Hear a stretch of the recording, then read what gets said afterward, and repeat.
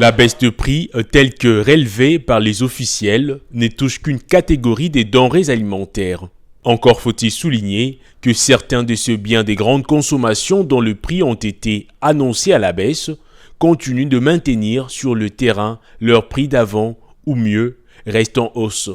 C'est le cas d'un sachet de sucre de 5 kg dont le prix a légèrement accru, passant de 18 000 francs congolais à 18 500 francs. Autant pour les riz, son prix étant maintenu dans la fourchette comprise entre 70 et 80 000 francs congolais, de quoi inquiéter le vendeur. Je vends les riz, sémoule et autres.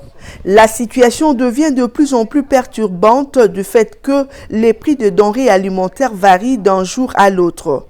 Un sac du riz qui s'est vendu à 45 000 se vend actuellement à 48 000 francs.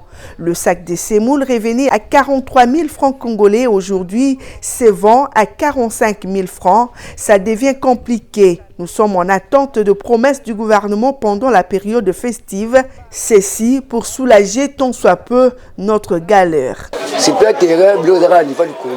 Nous apprenons qu'il y a baisse des prix des denrées alimentaires, mais sur le terrain, c'est une autre réalité. Les prix augmentent du jour au jour. Un sac de sucre qui revenait à 18 000 francs congolais, aujourd'hui ça se vend à 18 500. Si les matins tu achètes une marchandise à 10 000 francs congolais, les soirs, les mêmes produits se vendent à 11 000 francs.